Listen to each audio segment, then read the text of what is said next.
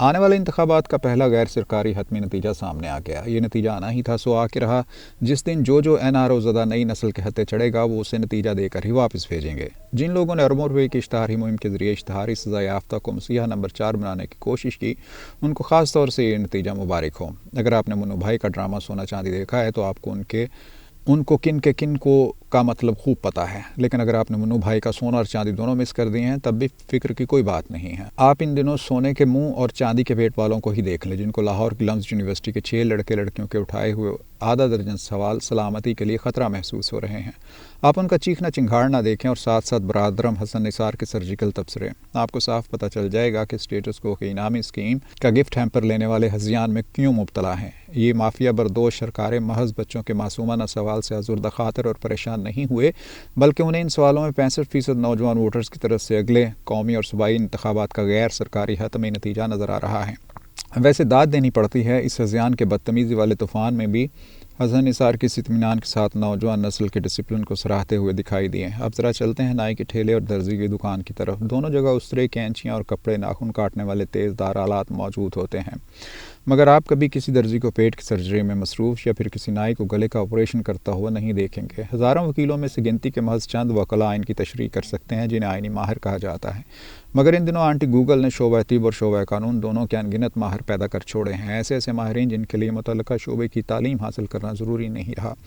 ایسی ہی عمارت کا مظاہرہ کیئر ٹیکر پرائم منسٹر نے اپنے مشہور زمانہ لمس مقابلے میں کر دکھایا۔ مجھے کیئر ٹیکر پی ایم کی ماضی کے قریب والی کچھ نشستیں یاد آ گئیں جو عمران خان کی زیر صدارت بیٹھنے والے میڈیا پرسنز، جنہیں عرف عام میں اسپوکس پرسن کہتے ہیں، کہ اجلاس میں برپا ہوئیں۔ کاکڑ صاحب ان اجلاسوں میں بڑی تاکید کر کے شرکت کو یقینی بنایا کرتے تھے اور ساتھ ساتھ شرکاء کو اپنے خیالات سے متاثر کرنے کی کوشش بھی کرتے تھے۔ آئین اور عمران سے الگنس کے یہ قابل رشک مناظر اور مظاہر میں نے اکیلے نہیں دیکھے، بلکہ درجنوں سرکاری کارندوں کے علاوہ پی ٹی آئی کے 35-40 لوگوں نے ان سے اکثر شرف دیدار حاصل کیا۔ اب ان کی پبلک ریلیشننگ کا دوسرا مرحلہ شروع ہوتا ہے، جس کے لیے وہ لمز یونیورسٹی میں جا گھسے، جہاں ان سے اسٹوڈنٹس نے سوال یہ کر ڈالا کہ ملک کے آئین میں درج انتخابات کروانے کی 90 روزہ مدت کو آپ کیوں بھول بیٹھے ہیں۔ ان کا جواب تھا 1973 کے دستور پاکستان کے آرٹیکل نمبر 254 میں عرصے یا مقررہ وقت کی کوئی اہمیت نہیں، اگر انتخابات 90 دن کے اندر نہیں کروائے جاتے تو بھی اس سے کوئی فرق نہیں پڑے گا۔ یہاں میں آئین کے آرٹیکل 254 کی بڑی سادہ سی تفہیم پیش کرتا ہوں۔ اس نقطے کو سمجھنے کے لیے 2 عام سی مثالیں کافی رہیں گی۔ پہلی یہ کہ کل کو اگر کوئی چیف جسٹس، کوئی بیوروکریٹ یا عسکری ادارے کا چیف اپنی ڈیٹ آف ریٹائرمنٹ پر چارج کسی اور کے حوالے کرنے کی بجائے آئین کے آرٹیکل 254 کا سہارا لے کر کہے کہ میری ریٹائرمنٹ میں تاریخ سے کوئی فرق نہیں پڑتا، اس لیے میں طے شدہ تاریخ پر ریٹائر ہونے سے انکار کرتا ہوں، کیا کوئی ذی شعور شخص ریٹائر ہونے والے کی ریٹائرمنٹ سے انکار والی تشریح کو مانے گا؟ اس سلسلے کی دوسری مثال یہ ہے کہ اگر 90 دن کے لیے آنے والی حکومت صوبہ پنجاب اور صوبہ خیبر پختونخوا کی طرح ہی چلتی جائے اور کہے کہ آئین کا آرٹیکل 254 مجھے سہارا دیتا ہے، اسلامی جمہوریہ کو کنگڈم آف پاکستان بنا کر رکھ دے گا۔ ویسے بھی کسی ذمہ دار سرکاری عہدیدار کو نہ آئین سے کھلواڑ زیب دیتا ہے اور نہ ہی آرٹیکل 6 کے نتائج سے فرار کو راستہ۔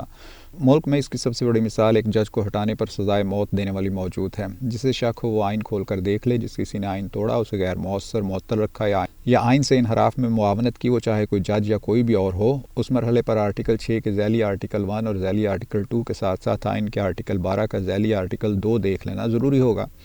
ان دنوں وطن عزیز کے جمہوریہ اور اسلامی ہر 2 تشخص کا حوالہ مباحث کے گمبھیرتا میں گر گیا ہے، جس کا پہلا حصہ IMF کے ساتھ پاکستان کے مذاکرات سے سامنے آنے والے نتائج ہیں۔ مشکل معاشی حالات کا اندازہ لگانے کے لیے اسٹیٹ بینک آف پاکستان کا کارپوریٹ شدہ معاشی منظرنامے کا ایک پہلو خطرے کا گھنٹہ گھر بن کر سامنے آیا ہے۔ اس سلسلے میں ہم نے $6.5 بلین کے بیرونی قرضوں کا بندوبست کرنا ہے۔ کہاں سے؟ یہ پریشان کن سوال ہے، کیونکہ IMF پروگرام سے مذاکرات کرنے والے پاکستانی وزارت خزانہ کے حکام نے IMF سے ایکسٹرنل ڈیٹ سروسنگ کو پورا کرنے کے لیے مدد کی درخواست کر دی۔ ٹیکنیکل لیول کے مذاکرات کے دوسرے دن IMF نے پاکستان کے بجٹ خسارے کو اندازوں سے کہیں زیادہ گنوایا۔ دوسرا گمبھیر مسئلہ بڑھتی ہوئی بد امنی اور دہشت گردی کے واقعات کا ہے، جن کی وجہ سے ہمارے جوانوں کی شہادتوں میں اضافہ ہو رہا ہے۔